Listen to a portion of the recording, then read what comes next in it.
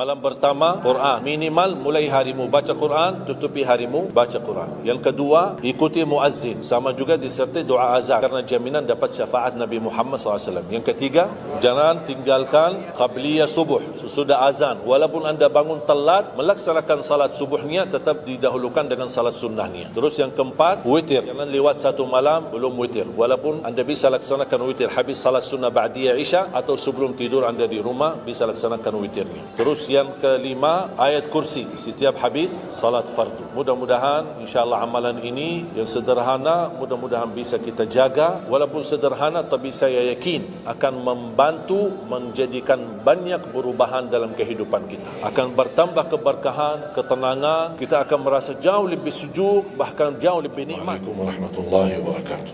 Waalaikumsalam warahmatullahi wabarakatuh. Alhamdulillahi rabbil alamin. أشهد أن لا إله إلا الله وحده لا شريك له ولي الصالحين وأشهد أن سيدنا ونبينا محمدا عبده ورسوله الصادق الأمين اللهم صل وسلم وبارك على سيدنا محمد وعلى آله وصحبه ومن تبعهم بإحسان إلى يوم الدين سبحانك لا علم لنا إلا ما علمتنا إنك أنت العليم الحكيم. Para hadirin kaum muslimin muslimat, mukminin mukminat, semoga senantiasa dimuliakan dan diberkahi Allah Subhanahu wa taala. Dalam kesempatan yang singkat ini saya ingin mengingatkan beberapa amalan. Menurut saya amalan ini rata-rata sudah ditahu oleh orang dan hafal. Tapi cukup banyak yang melalaikan, tidak menyadari amalan yang sederhana ini dianugerahkan oleh Allah dengan pahala yang amat-amat besar. Yang pertama, bacaan Al-Quran. Banyak orang yang malas membaca karena tidak bisa baca atau alasan tidak mengerti artinya. Daripada saya baca tak faham artinya, mendingan tak usah baca. Itu bisikan syaitan. Yang membisiki seperti ini adalah syaitan. Buat apa kamu baca? Kan kamu tak faham. Mendingan tak usah baca, supaya kita meninggalkan bacaan Al-Quran. Sedangkan dijanjikan oleh Allah SWT dan juga Rasulullah SAW, setiap satu huruf 10 kebaikan, bukan setiap amal. Semua hitungannya dengan amal. Salat 5 waktu dapat pahala 50, salat duha dapat pahalanya, salat qiyamul lail ada pahalanya, sunnah fajar sebelum azan, sudah azan, sebelum salat, itu pahalanya sama dengan dunia dan seisinya, seluas dunia dan seisinya. Ini sunnahnya. Kira-kira gimana yang wajib? Rasulullah SAW bersabda di hadis yang sahih, la aqulu alif lam mim harf, walakin alifun harf wa lamun harf wa mimun harf. Alif lam mim bukan satu huruf, tapi alif satu huruf, lam satu huruf, mim satu huruf. Cuba kalau kita baca setiap hari satu halaman aja, berapa kita mendapatkan nilai pahala? Hitung, silakan. Bawa kalkulatornya dan hitung sendiri. Tak ada yang sia-sia di sisi Allah. Membaca Al-Quran walaupun tidak memahami isinya, tetap terhitung setiap satu huruf 10 kebaikan. Berarti anda tidak sia-sia membaca Al-Quran walaupun tidak faham. Ada orang membaca tapi berbata-bata. Dia merasa salah bacaannya, keliru. Dia sudah berusaha belajar tapi itu kemampuannya. Didatangi syaitan, dibisikin, salah mulu bacaan kamu, tak benar bacaan kamu, wakaf tidak benar, panjang pendeknya tak benar, apalagi hukum tajwid tak benar. Bisa keliru, bisa dosa. Astagfirullah, dosa ya. Udah, terima kasih syaitan. Malah dia terima kasih lagi sama syaitan. Dibisikin, didengarin, diterima, langsung dia rubah, tidak baca. Alasannya takut dosa. Padahal ada berita gembira dari Rasulullah SAW, Al-mahiru bil-Qur'ani ma'as safaratil kiramil barara. Yang mahir dalam membaca Al-Quran, nanti di hari kiamat dia bersama malaikat safara kiram barara. Terus ya Rasulullah, gimana keadaan yang berbata-bata itu? Gimana? Walladhi yatata'ta'u fi wa huwa alaihi syaq lahu ajran. Barang siapa yang membaca tapi masih berbata-bata dalam bacaannya, bukan dosa, justru 2 pahala. 1, karena dia mau baca Al-Quran. 2, karena ada berbata-bata, kesulitan dalam membaca. Allah menghargai kesulitan, Allah berikan pahala. Berarti tidak ada rugi sama Al-Quran. Semenjak saya mengambil keputusan tidak memegang HP, saya sadari betapa banyak kita rugi berjam-jam, berhari-hari, berminggu-minggu, bahkan bertahun-tahun kita jauh dari Al-Quran. Aku heran ketika mendengar ada orang yang bisa lewat 1 bulan tapi tidak khatam Al-Quran. 1 bulan, 30 hari, berarti minimal setiap hari 1 juz. Dikali 30 hari, 30 juz. Ada orang 1 tahun dah khatam-khatam. Syukur kalau khatam di bulan suci Ramadan 1 kali. Habis Ramadan dia tutup Al-Quran. Mohon maaf, ketemu lagi di tahun depan pas Ramadan lagi. Ini keadaan kita. Makanya orang berkata, negeri kita bermasalah terus, negeri kita politiknya begini, negeri kita selalu ada ini. Perbuatan tangan kita. Di mana kita jauh hubungan kita sama Allah, Allah hantarkan musibah sampai kita sadar memperbaiki hubungan kita sama Allah. Salatnya, Qur'annya, ibadahnya. Itu kunci memudahkan dan mengatasi semua masalah. Silahkan rubahkan pemimpinnya berkali-kali, rubahkan aturan negaranya berkali-kali, tidak akan bisa terjadi kebaikan kecuali hubungan kita dari Allah Subhanahu Wa Taala. Semakin baik hubungan kita, semakin dekat, Allah yang urus. Tapi kalau kita mengurus sendiri dan kita jauh dari Allah, ya silahkan. Kata Allah, silahkan, wakaltuhu ila nafsi, aku tinggalkan dia untuk dirinya sendiri. Dan siapa kira-kira yang bisa mengurusi dirinya kalau bukan bertolongan Allah Subhanahu Wa Taala?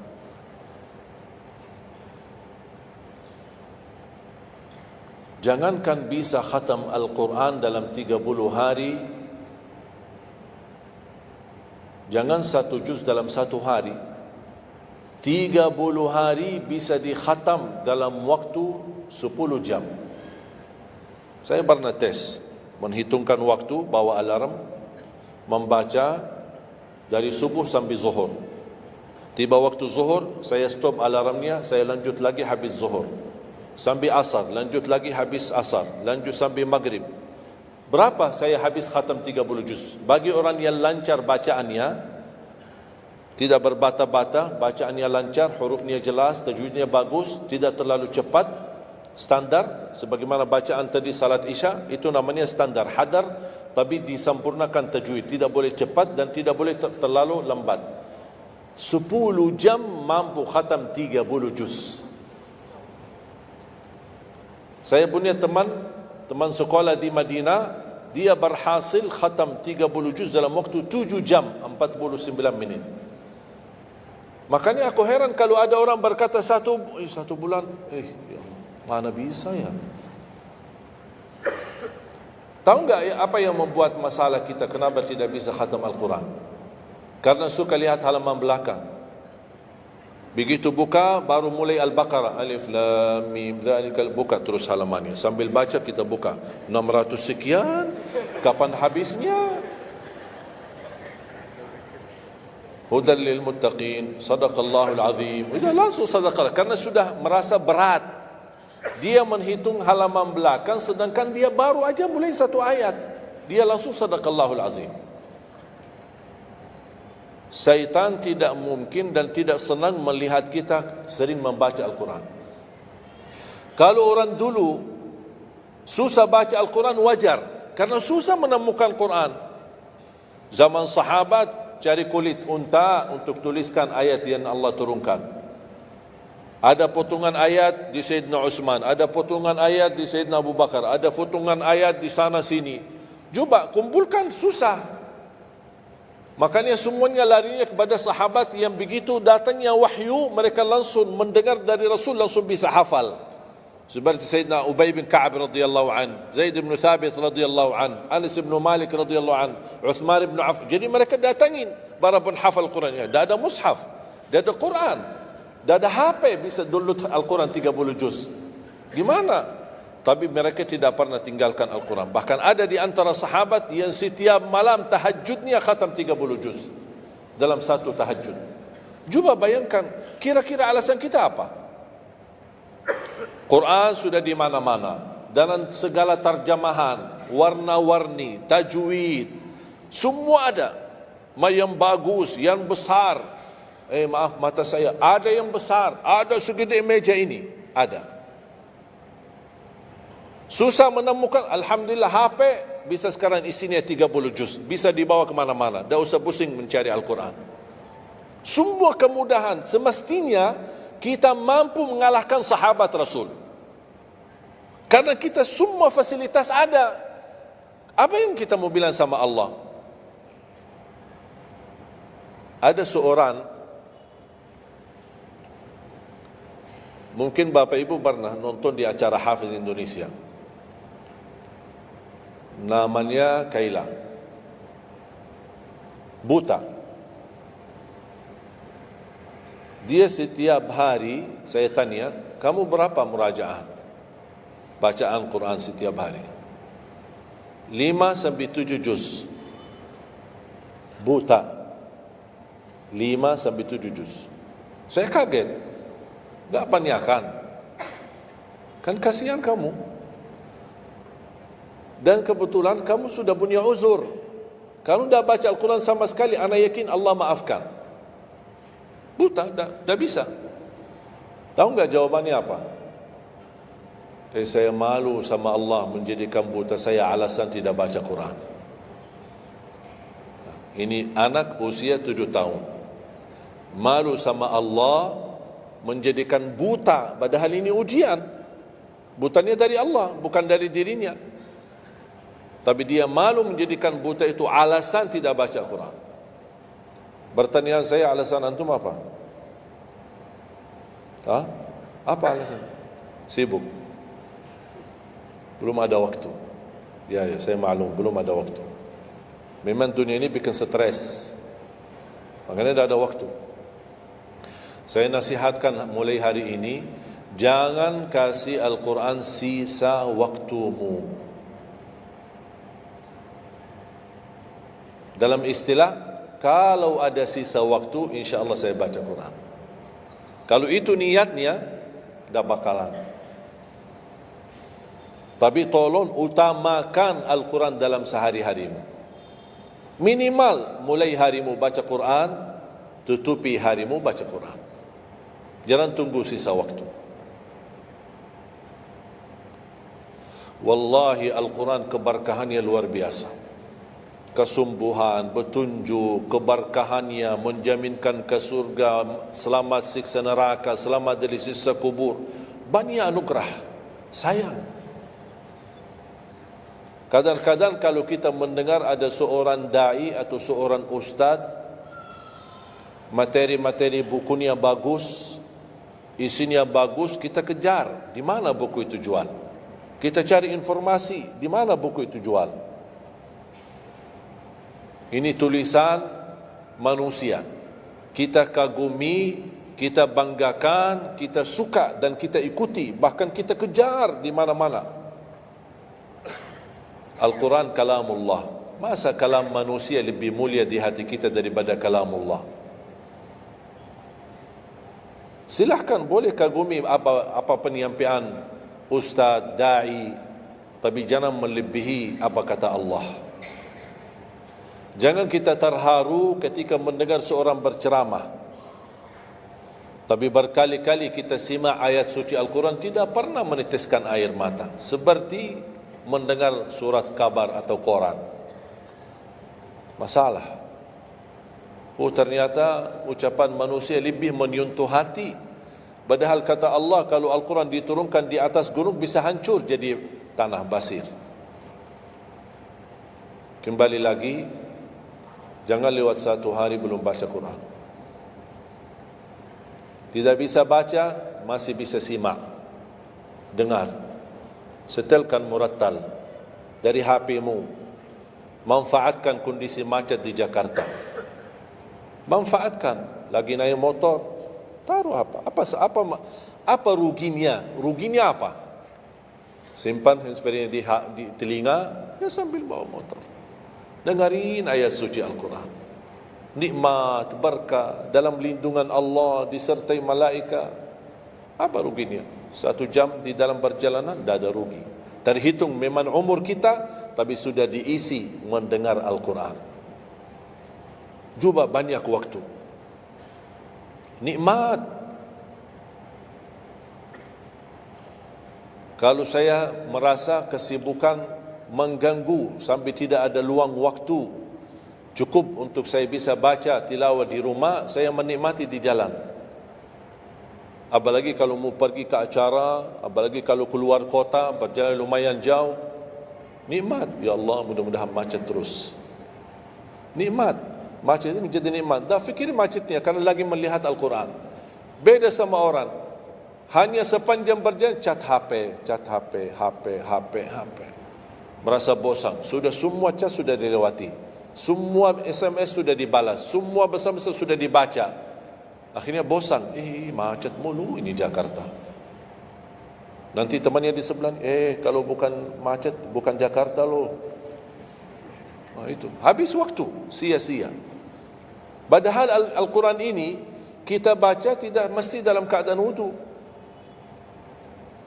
Apalagi kita dalam perjalanan, kita naik motor atau naik mobil, kita bisa dengan handphone kita, HP kita. Ada orang terus, gimana saya membawa Al-Quran terus saya tidak berwudu? Kan kamu menyentuh HP, bukan menyentuh Al-Quran. Bersentuhan dengan HP. Jadi saya harap, sekali lagi mohon dengan sangat, kalau boleh terima permohonan saya, tolong tinggikan perhatianmu kepada Al-Quran. Ingin berkah rezeki, berkah umur, sihat wal afiat, bahagia selamat dunia akhirat, tolong perhatikan Al-Quran. Semakin banyak perhatian kamu kepada Al-Quran, semakin banyak perhatian Allah kepadamu. Terserah kamu milih. Mau dapat perhatian dari Allah cuma 1 jam, ya udah 1 jam aja baca Quran. Mau perhatian dari Allah selalu, sudah selalu bersama Al-Quran. Karena ini Al-Quran kalamullah, bukan makhluk, bukan diciptakan, diturunkan. Kalamullah, ucapan Allah Subhanahu wa taala.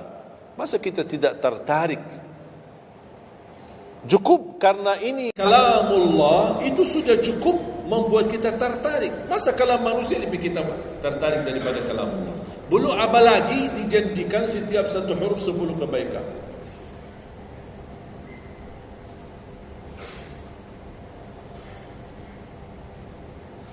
Kira-kira siap? Minimal mulai harimu baca Quran, tutupi harimu baca Quran. Habis bangun, sebelum beraktivitas baca. Baca apa? Bebas. Boleh tak saya baca sampai khatam tapi saya tak faham isinya? Boleh. Tetap dapat pahala setiap satu huruf sebelum. Baca sampai mempelajari isi maknanya, memahami maknanya, lebih besar lagi pahalanya. Membaca, memahami, menhayati lagi, lebih besar lagi pahalanya. Membaca, memahami, menhayati, menamalkan, lebih besar lagi. Kalau tidak bisa meraih semua pahala itu, ya paling minimal pahala bacaan. Kalau saya tidak dapat meraih pahala menhayati, pahala memahami, pahala menamalkan, apalagi saya orang awam tidak begitu mengerti apa yang semestinya saya amalkan, la yukallifullahu nafsan illa wus'aha. Amalkan sesuai kemampuan. Ada pelajaran ayat yang dibacakan tadi, kita bisa ambil maknanya, kita mengambil kesimpulannya. Jangan kita menjadi seperti golongan yang datang hari kiamat malah minta tolong diselamatkan oleh Allah dari neraka. Kalau di hari kiamat tidak bisa saling menolong, tidak bisa. Sekarang kita masih bisa saling membantu dan saling menolong. Dan di antaranya menolong diri sendiri. Jangan menunggu di hari kiamat. Jangan kita bisa menolong, tolong menolong. Di hari kiamat orang tua tidak bisa menolong anaknya. Anaknya pun larikan diri daripada orang tua. Tak ada yang mau kenal. Cuba baca akhir surat Abasa. Yauma yafirrul mar'u min akhi. Di hari itu kakak adik melarikan dirinya dari saudaranya.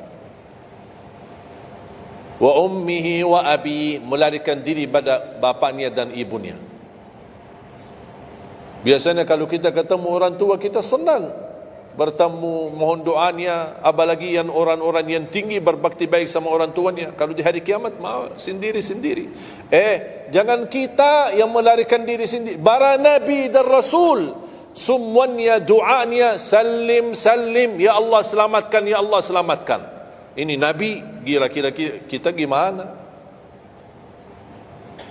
Yauma yafirrul mar'u min akhihi wa ummihi wa abihi wa sahibatihi wa bani. Sampai dari istrinya pun dia melarikan diri. Mohon maaf sendiri-sendiri, saya tidak bisa tolong kamu. Jangankan kita sama istri kita atau sama anak-anak kita. Rasulullah sallallahu alaihi wasallam pernah berkata sama Siti Fatimah, anaknya Nabi Muhammad, ittaqillah fa inni wallahi la ughni anki min Allahi syai'a. Hei anakku Fatimah, bertakwalah kepada Allah, karena aku tidak bisa membantu kamu nanti di kemudian hari. Sendiri-sendiri, salim salim, selamatkan ya Allah. Ini kesempatan. Sebelum kita menjadi na'udzubillah salah alamat daripada ke surga menjadi ke neraka, kita sekarang perbaiki kemana arahan kita, kemana jalan kita. Kita yang milih, tidak ada yang memaksa. Taat, Allah hanya menyuruh kita taat, tapi Allah tidak pernah maksa. Kira-kira kalau tidak salat dapat pukulan? Dapat pukulan? Ada yang memukul kita? Ada yang melemparkan kita dalam batu sampai bata kepala kita? Ada? Tidak ada. Taat, Allah menyuruh taat, tapi Allah tidak pernah maksa. Sama juga syaitan, menyuruh kita dosa maksiat, tapi syaitan tidak pernah maksa kita.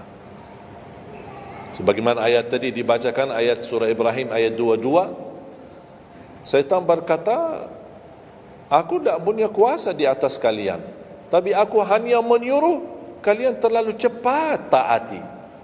Kata syaitan, terlalu cepat respon, aku hanya menyuruh.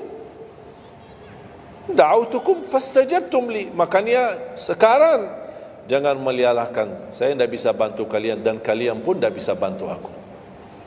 Kita dua-duanya dijerumuskan dalam neraka, na'udzubillah min dzalik. Oleh karena itu jemaah sekalian, kesempatan mumpun masih kita umur, masih punya kesehatan, manfaatkan.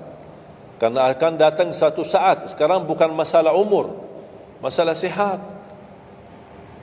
Tiba-tiba bisa sakit, virus di mana-mana. Kemarin saya punya saudara saya baik-baik aja, tidur bangun sakit, sampai matanya, mukanya macam sakit. Tiba-tiba tak bisa berbicara baik-baik, tak bisa baca Al-Quran dengan baik, tak bisa salat dengan baik. Ini kan mengganggu. Makanya Rasul mengingatkan, ketika anda sehat dan masih punya umur, jangan sia-siakan, karena akan datang satu saat anda tidak sehat dan tidak bisa maksimal ibadah. Selama anda masih bisa dan mampu maksimal ibadah, manfaatkan, jangan dirugikan. Akan datang satu saat anda tidak bisa. Saat anda berdiri, manfaatkan salatmu saat berdiri. Besok akan datang satu saat anda tidak bisa berdiri. Bahkan ada orang yang ingin sekali sujud, tapi dia bisa karena sakit lutut. Dia tidak bisa lipatkan kakinya, tidak bisa sujud. Betapa banyak orang yang merugi ketika dia sehat, dia tidak memanfaatkan dan menikmati ibadahnya. Yang kedua, doa azan. Setiap hari kita mendengar azan 5 kali. Sayang sekali banyak yang sibuk dengan handphonenya. Azan ini panggilan Allah.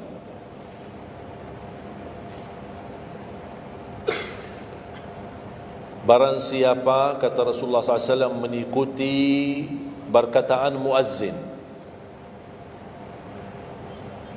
Artinya muazzin mengucapkan Allahu Akbar, kita ucap Allahu Akbar.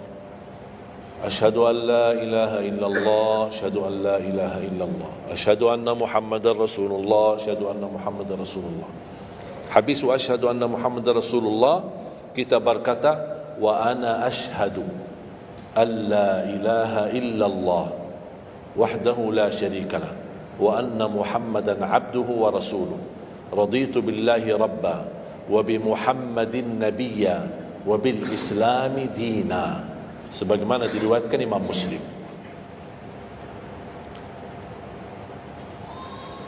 Hayya 'alas salah, kita jawab la haula wala quwwata illa billah. Apa hikmahnya di sini la haula wala quwwata illa billah?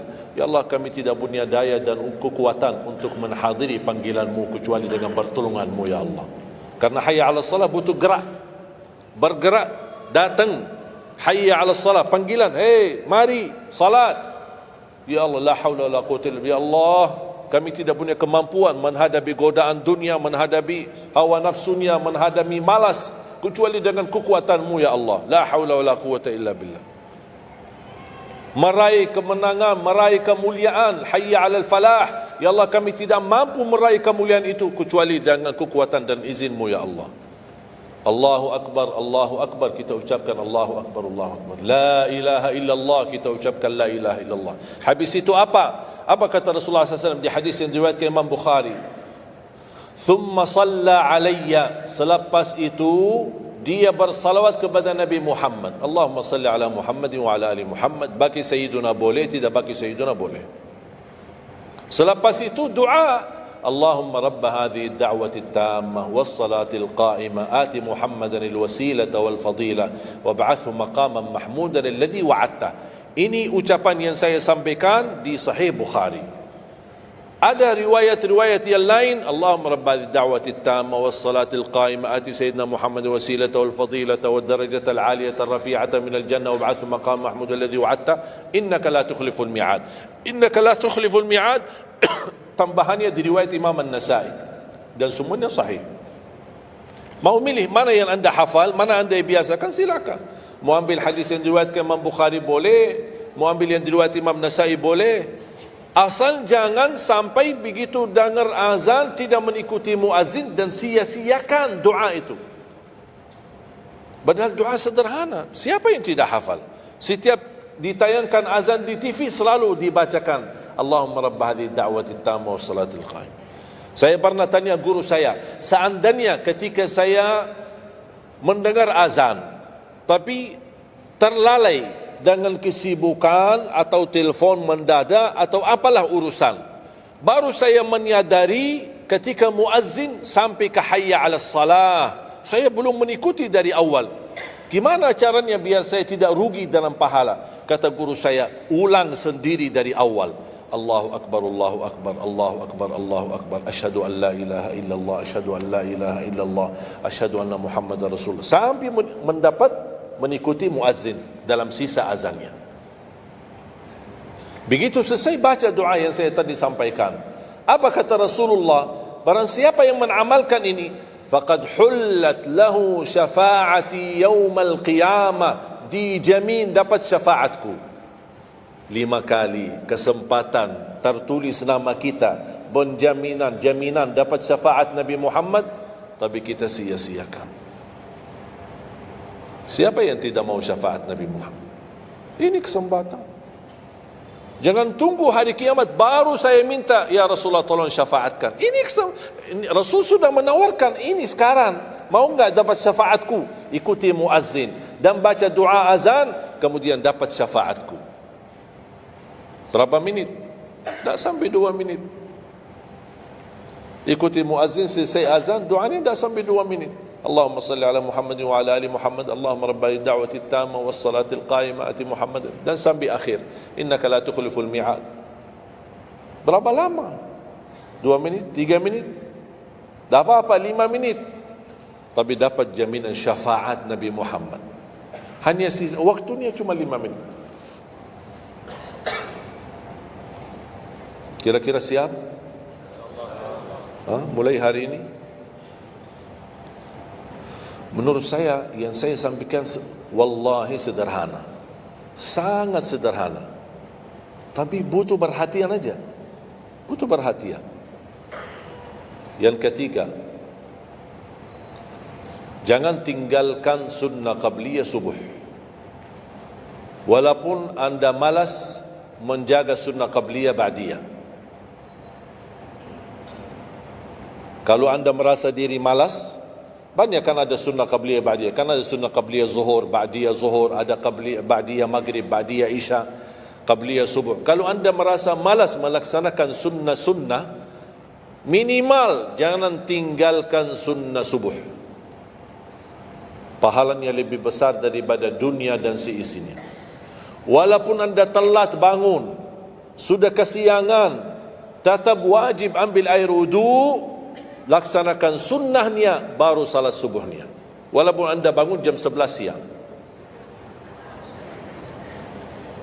Tetap banyak orang karena ketiduran dan terlewat waktunya, dia tidak salat subuh. Terus ini hutang, wajib bayar, dan tidak bisa besok ganti subuh 2 kali. Tidak ada di dalam agama. Subuh, ya udah, ya Allah, nawaitu salat subuh yang kemarin karena saya ketiduran lillahi ta'ala. Udah bisa. Apa kata ini? Bukan, mohon maaf, ini bukan kata saya supaya orang jangan ini pendapat baru. Bukan kata saya, tapi kata Rasulullah SAW. Bukan kata Majlis Ulama Indonesia, bukan kata saya, bukan kata siapa-siapa. Kata Rasulullah SAW di hadis yang sahih, man nama an salatin aw nasiyaha falyusalliha mata dzakaraha la kaffarata laha illa dzalik. Ya Allah, terima kasih ya Rasulullah. Sepertinya Rasul sudah diberitahu umatnya bakal ketiduran banyak dari salat. Maka dia sudah diberikan solusi. Seandainya ketiduran, ini juga kata Rasulullah, man nama an salatin, silahkan nanti anda pas pulang buka di Google, biar lihat sanad hadisnya ini. Oh, Syekh Ali kau bawain hadis yang dah benar. Silahkan. Tahu, kenal enggak Syekh Google? Syekh Google kenal? InsyaAllah semua ilmu dia tahu.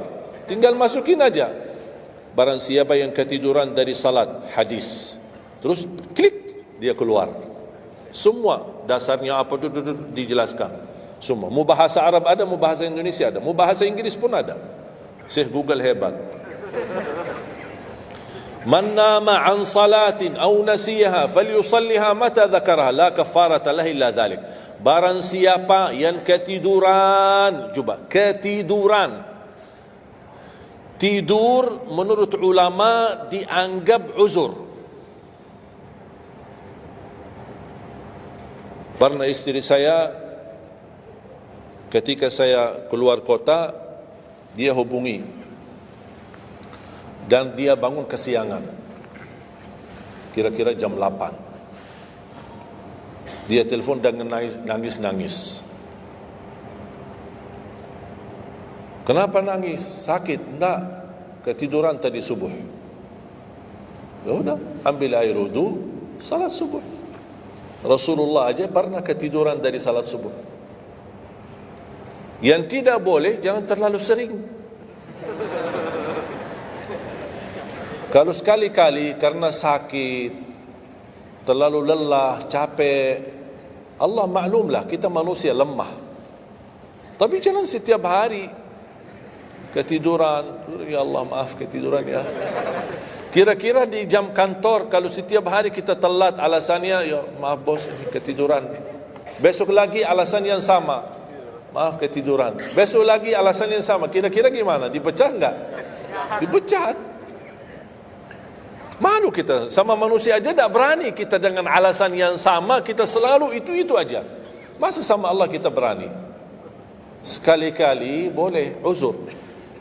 Capek, sakit. Sekali lagi, sekali-kali, tapi jangan terlalu sering. Ketika kita bangun, jam berapapun wajib laksanakan. Karena kata Rasulullah, tidak ada kafara yang lain. Tidak ada kata ganti dengan uang, atau ganti dengan sedekah, atau ganti dengan, tidak bisa. Tunaikan. Falyusalliha, kata Rasulullah, falyusalliha, segerakan salat itu jam berapapun, walaupun kesiangan.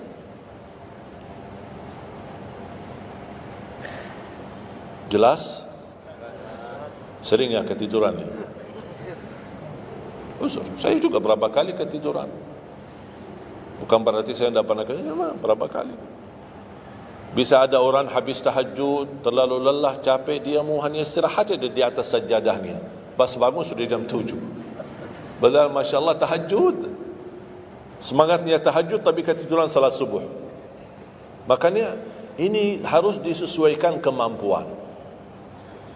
Anda merasa diri kalau salat tahajud 8 rakaat, bangun jam 2, ya Allah kuat, tidak kuat ini. Kembali kepada kemampuan. Tahajud tidak harus 8 rakaat. Tahajud tidak harus 20. 2 rakaat, tutup witir sudah tahajud. Dan tahajud pun salat malam tidak harus tidur dulu. Ada orang, harus tidur, walaupun tutup mata sebentar terus buka lagi. Ini ilmu baru di Indonesia ini. Saya pernah share satu video, ada satu komen dari jamaah, enggak, saya belajar harus tidur dulu, walaupun tutup mata sebentar terus buka lagi. Kembali kepada kemampuan. Ada yang biasa tidur, bangun tengah malam, sepertiga akhir, itu lebih afdal. Tapi ada yang tahu dirinya, kalau saya tidur mana bisa bangun. Udah, mendingan daripada tidak ada tahajud malam itu, mendingan kita salat. Dan ini bukan kata saya, dan bukan kata ulama, tapi kata Rasulullah sallallahu alaihi wasallam. Sebagaimana di hadis yang sahih kata Abu Hurairah radhiyallahu an, pernah Rasulullah menwasiatkan aku jaga witir sebelum tidur. Berarti Rasul mengizinkan kita melaksanakan ibadah salat malam, di antaranya witir sebelum tidur. Umar bin Khattab radhiyallahu anhu punya kebiasaan witir sebelum tidur. Ditanya, kenapa witir sebelum tidur? Dia kata, saya takut meninggal dunia dalam keadaan tidur, belum tertulis nama saya sebagai ahli witir. Saya punya kebiasaan, habis pulang ke rumah, sebelum tidur ambil air wudu, salat 2 rakaat sunnah wudu, kemudian salat 2 rakaat muqaddimah witir, kemudian 1 rakaat witir, baru saya tidur. Kalau dapat bangun lagi, alhamdulillah bisa tahajud, tapi tidak boleh witir lagi karena sudah witir duluan. Sudah faham? Sederhana enggak Islam ini? Sederhana. Banyak orang yang berkeinginan tahajud, berkeinginan salat witir, tapi kan harus tidur. Saya orang yang berat tidur. Kalau saya tidur mana bangun lagi? Udah, kesempatan bisa anda laksanakan sebelum tidur. Ada orang yang memang tidurnya aja akhir, jam 12, jam 1 baru dia bisa tidur. Ya mendingan daripada tidak salat malam sama sekali, mendingan salat dulu baru tidur. Dapat bangun, alhamdulillah. Tidak dapat bangun, sudah tertulis namamu, sudah salat, sudah ahli witir. Innallaha witir, yuhibbul witir, fa'autiru. Allah maha witir, Allah maha witir, Allah cinta witir, jagalah witir. Dan ini termasuk 2 sunnah yang Rasul tidak pernah tinggalkan, sunnah subuh sama sunnah witir. Sakit, sehat, mukim, di dalam kota, musafir, keluar kota, perang, aman, damai, tetap tidak pernah tinggalkan 2 sunnah itu, sunnah subuh sama sunnah witir. Itu kebiasaan Rasulullah SAW. Kalau anda merasa pun sakit, tidak bisa berdiri, tidak bisa qiyam, bisa anda laksanakan witir dalam kondisi duduk. Yang terakhir, ayat Al-Kursi.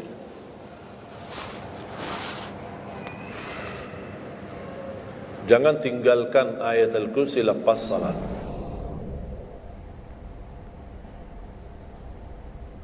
Jangan tinggalkan ayat kursi lepas salat wajib. Sama ketika mau tidur, cuma satu ayat, tapi tahu nggak pahalanya apa?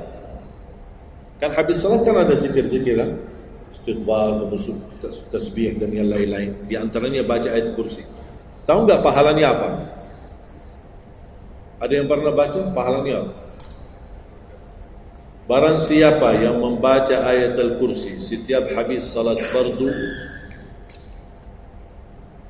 laisa bainahu wa bainal jannati illa an yamut. Tidak ada sesuatu yang mampu menghalanginya masuk surga kecuali menunggu mati. Cuma baca ayat kursi. Dan ketika mau tidur, lagi buru-buru, ada meeting, ada rapat, ada urusan mendadak, habis salat, astaghfirullah, astaghfirullah, astaghfirullah, Allahumma antas salam wa minkas salam, sampai selesai, langsung baca ayat kursi. Terus subhanallah itu yang lain-lain gimana? Dapat apa sambil jalan? Naik motor, subhanallah, subhanallah, subhanallah, subhanallah, sambil jalan. Subhanallah ada riwayat 33, ada riwayat 25, ada riwayat 10, minimal 10. Subhanallah 10 kali, alhamdulillah 10 kali, Allahu Akbar 10 kali. Itu yang paling sederhana. Saya bagikan ini, biasanya kalau saya isi di kementerian atau di pejabat, saya kasih zikir-zikir yang begitu. Pak, subhanallah cuma 10 kali. Biasanya kita tahu 33. Lah ini khusus buat pejabat. Yang penting zikir, supaya jangan tinggalkan. Zikir. Banyak orang sibuk, mendadak ada urusan, udah zikir. Subhanallah cuma 10 kali. Subhanallah 10 kali, alhamdulillah 10 kali, Allahu Akbar 10 kali. Itu paling cepat. Ternyata di dalam agama ada yang juga hemat. Hemat sederhana tapi pahalanya tetap besar dan dikurangi. Tidak ada pahala yang hemat. Semuanya pahala sempurna, semuanya pahala agung, sempurna dan luar biasa dahsyat balasan Allah Subhanahu wa taala. Makanya jangan disia-siakan. Yang sederhana ini, makanya saya buat buku 20 amalan ringan tapi pahalanya sangat menakjubkan. Karena selama saya di Indonesia, saya sudah tahu prinsip orang Indonesia. Orang Indonesia tidak suka yang ribet-ribet. Yang ribet-ribet tidak suka. Yang susah-susah tidak suka. Orang Indonesia mau mudah yang ingat, mudah dihafal, mudah diamalkan dan masuk surga. Itu orang Indonesia. Ya, jadi yang susah-susah, iya gimana ini suruh baca 1000 kali.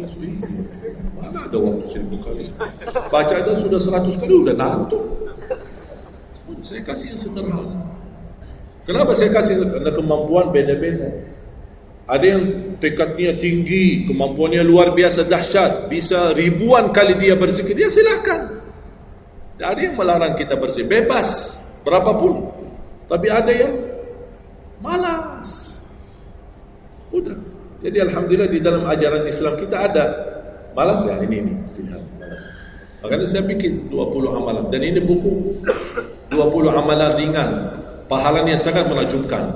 Pahalanya sangat besar walaupun amalannya ringan, mudah, sederhana. Dan buku ini hanya laku di Indonesia, tidak laku di Arab. Karena cocok dengan budaya Indonesia, saya sudah hafal. Sama dengan bacaan. Mohon maaf tadi kepanjangan Isya. Pas begitu saya ingat merindukan kota Madinah, suasana Madinah. Pas di rakaat yang kedua saya saya di Indonesia. Makanya saya tidak jadi panjang rakaat kedua, biar lebih cepat. Karena memang budaya ini tidak bisa panjang-panjang, lama-lama tidak bisa. Kalau kulhu bisa dibagi 2, terima kasih. Kita lihat tarawih kan salah satu contoh tarawih. Walaupun 23 rakaat jumlahnya banyak, tapi ayatnya pendek. Al-Hakum qul al-Asr qul al-Humazah qul. Ini budaya. Kita kan hormati budaya, harus belajar. Walaupun ada sekarang ada beberapa masjid yang panjang, ya nanti balik kepada kemampuan, tapi tidak boleh saya menyalahkan. Ada orang yang suka, ada saya mau yang qulhu, ya udah sana. Masih qulhu di sana, masih kita kan. Yang penting kita bisa jaga salat. Dan yang terpenting dalam salatnya adalah yang terjaga kekhusyuan. Bukan masalah jumlahnya, bukan masalah kepanjangannya, tapi kekhusyuan. Tumaknina, karena tumaknina rukun dalam ibadah salat. Sama seperti rukun qiyam, rukun baca al-fatihah. Tumanina. Apa itu tumanina? Ketenangan dalam salat. Bacaannya tenang, gerakannya tenang. Bukan kejar-kejaran. Imamnya baru baca al-fatihah, sudah amin. Imam makmum belum selesaikan ini, terus dikejar imam. Imam Allahu Akbar, sami Allahu hamdah, Allahu Akbar, Allahu Akbar, Allahu Akbar. Imam makmum jadi kasihan. Kejar, dia tidak bisa baca. Makmum, wallahi makmum tidak bisa baca apa-apa. Hanya fokusnya bisa kejar imam. Yang penting jangan sampai tertinggal imam. Yang saya fikirkan, kasihan yang tua-tua, bapak-bapak. Gimana yang bapak-bapak? Kalau yang muda-muda masih bisa kejar imam, terus yang bapak-bapak gimana? Setiap gerakannya batuk 10 kali. Rukuk batuk lagi, sujud batuk lagi. Karena pelan-pelan gerakannya. Saya pernah ada satu kejadian ketika masuk salah satu kampung, kita lewati, saya mampir. Samping saya ada bapak, lumayan tua, gerakannya juga pelan-pelan. Yang saya kasihan, Imam Allah. Saya suka pas ketika takbir. Allah. Bismillahirrahmanirrahim. Alhamdulillahirrahmanirrahim. Barusan enak, takbirnya enak. Bacanya kenapa enggak? Ini pelan-pelan aja. Santai aja, santai. Walaupun baca satu ayat dua, bukan masalah berapa banyak bacaannya. Yang penting kekhusyuan, tumanina, karena rukun tumanina. Allahu Akbar, sami Allahu hamdah. Saya lihat bapak ini sebelah saya. Saya masih bisa kejar imam. Bapak ini dah kejar-kejar. Imam sudah rukuk, bapak belum rukuk. Begitu imam sami Allahu hamdah, bapak dah jadi rukuk, diikut sami Allahu hamdah. Astagfirullahalazim. Pas sujud, kita sudah sujud 2 kali. Bapak kan pelan-pelan sambil batuk. Terus dia turun sujud. Pas dalam kondisi sujud, kita sudah berdiri. Bapak kan baru dia turun. Dia berdiri lagi. Astagfirullahaladzim. Pas di rakaat yang kedua, saya megang tangannya. Pak, kita pulang aja deh. Biar bapak salat di rumah. Kasihan bapak tidak bisa salat. Tidak bisa rukuk, tidak bisa sujud, tidak bisa apa-apa. Makanya tumanina bukan wajib, bukan sunnah, tapi rukun dalam salat. Dan tidak sah, walaupun salat sunnah, tidak sah salatnya seorang kalau dia tidak membawa tumanina. Tidak sah. Disiarkan, di-sharekan, diviralkan, dia bilang ada 23 rakaat 7 menit. Menurut saya tidak usah panjang lebar dibahas. Tidak sah, sudah selesai. Karena meninggalkan, sama dengan orang salat tapi tidak baca Al-Fatihah. Kira-kira sah tidak? Tidak sah. Gimana kira-kira bacaan Al-Fatihah?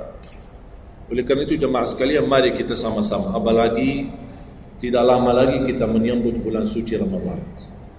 Saya harap kita mencintai budaya kita, mencintai negeri kita, tapi harus hal yang perlu diluruskan, harus diluruskan.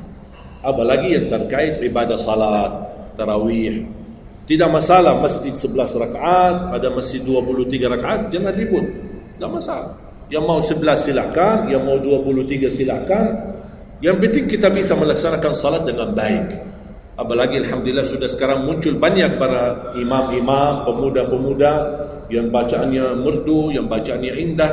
Kita bisa menikmati suasana bulan suci Ramadan. Bacaannya tidak mesti panjang-panjang. Walaupun rata-rata di Indonesia jarang kita menemukan masjid yang khatam.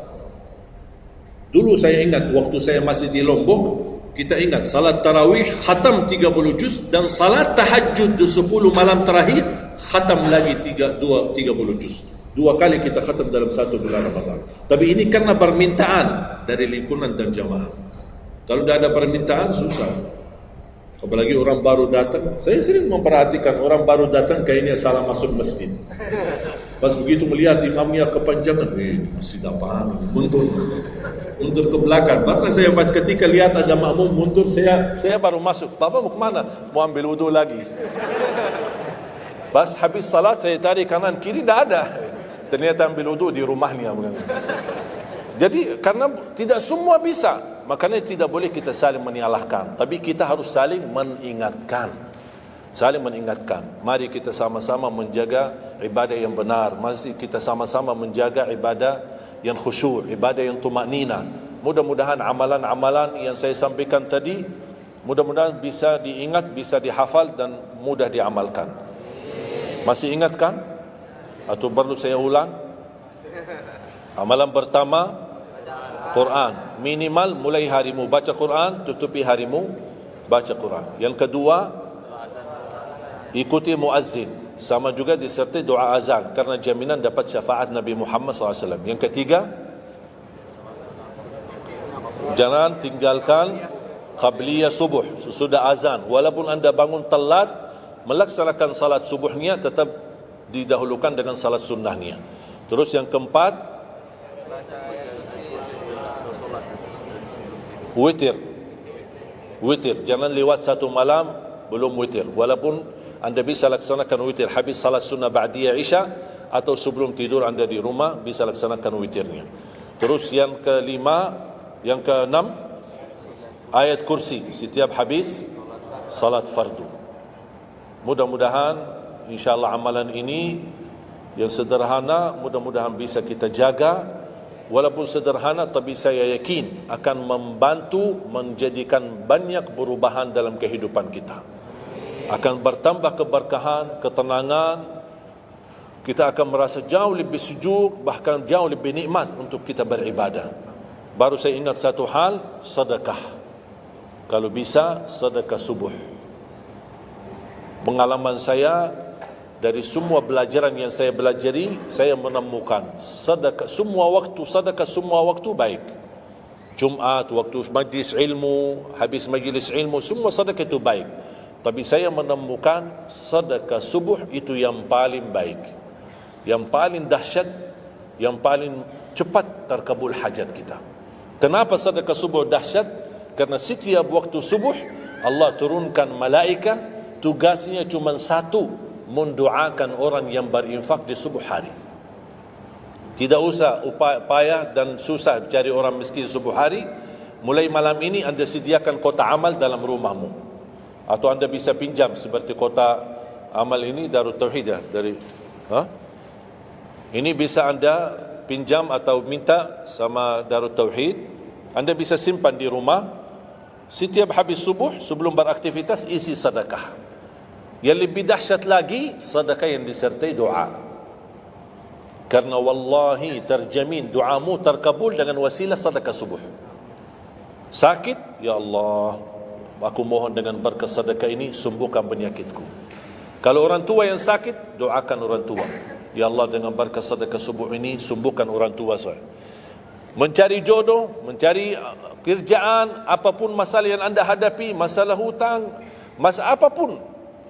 Orang tua sudah meninggal, ya Allah aku mohon dengan berkat sedekah ini, titipkan pahala sedekah ini untuk kedua orang tuaku. Apa saja, mau hafal Al-Quran, tapi kalau boleh saya usulkan, satu kali sedekah, fokus satu hajat. Jangan sedekahnya koin, tapi doanya sambil terbit matahari. Malu sama Allah. Kelamaan doa ni, sambil malaikat tulis doa ni, kelamaan. Banyak sekali doa. Satu kali doa, satu kali hajat, satu kali sedekah. Sesuaikan. Bukan Allah tidak bisa, Allah maha bisa menolong kita, tapi kita malu. Masa kita sedekah begitu saja, tapi kita minta panjang lebar. Ya, tolong disesuaikan. Tapi rutin, wallahi dahsyat. Antum insyaAllah akan merasakan sedekah subuh, subhanallah. Setiap jamaah yang saya sampaikan, termasuk ada keluarga yang sudah lama menikah, tidak punya keturunan, saya memberikan amalan ini. Suami istri masing-masing mengamalkan, isi sedekahnya, ya Allah aku mohon dengan berkat sedekah ini karunialah kepada kami keturunan. 17 tahun mereka tidak punya keturunan. Alhamdulillah 6 bulan kemudian saya dapat berita gembira dari mereka, kabar baik, alhamdulillah istrinya positif hamil. Sedekah subuh luar biasa dahsyatnya. Sedikit tapi rutin sampai insyaAllah kita dipanggil oleh Allah, mudah-mudahan dalam keadaan husnul khatimah. Allahumma ighfir lana wa liwalidina wa li jami'il muslimina wal muslimat wal mu'minina wal mu'minat al ahya'i minhum wal amwat. Allahumma ya Allah, jadikan pertemuan ini membawa barakah bagi kami, jadikan sisa umur kami lebih baik daripada yang sudah lalu, jadikan segala perjuangan kami, sedekah kami, infak kami, amalan salih kami menjadi pahala besar di sisi-Mu ya Allah, menjadikan membawa syafaat bagi kami di hadapan-Mu hari kiamat. akhiri hayat kami dengan husnul khatimah. Ampuni dosa kami, ampuni kedua orang tua kami.